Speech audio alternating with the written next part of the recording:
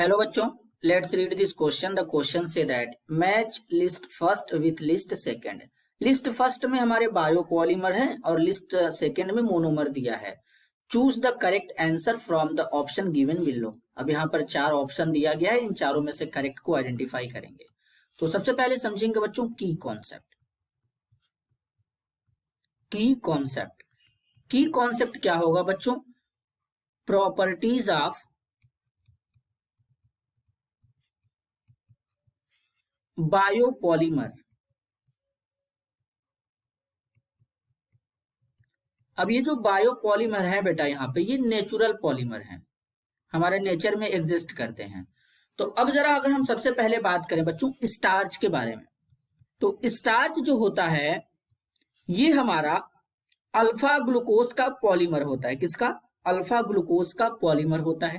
तो अगर हम स्टार्च का हाइड्रोलिसिस करेंगे, क्या करेंगे? हाइड्रोलिसिस करेंगे, तो हमारा अल्फा ग्लूकोज बनता है बच्चों। क्या बनता है? अल्फा ग्लूकोज बनता है। इसी तरीके से अगर हम बात करेंगे सेलुलोज के बारे में, तो सेलुलोज भी हमारा नेचुरल पॉलीमर होता है। और अगर हम इसका हाइड्रोलिसिस करेंगे, अगर हम सेलुलोज का हाइड्रोलिसिस करेंगे तो बच्चों बीटा ग्लूकोज मिलता है। क्या मिलता है?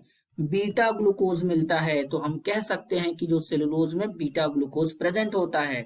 अब इसी तरीके से अगर हम बात करें बच्चों न्यूक्लिक एसिड की, न्यूक्लिक एसिड के बारे में, तो न्यूक्लिक एसिड हमारे क्या होते हैं?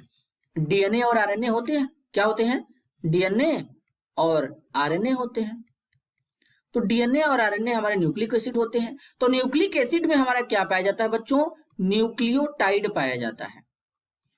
न्यूक्लियोटाइड पाया जाता है, इसको ध्यान देंगे यहां पर।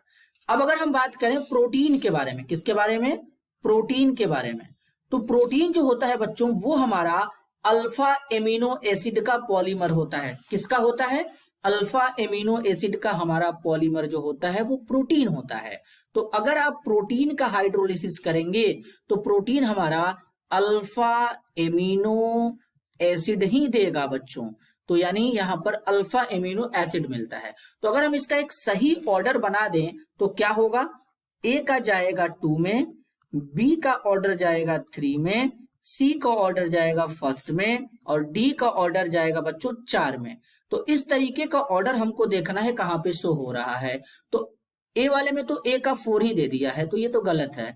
अब बी वाले में ए का 2, बी का 3, सी का 1, डी का 4 दिया है, तो ऑप्शन बी यहाँ पे सही होगा। और जो हमारे सी और डी हैं ये गलत हो जाएंगे। तो सही आंसर क्या होगा? Option B. This is your answer. I hope you understood it well. All the best.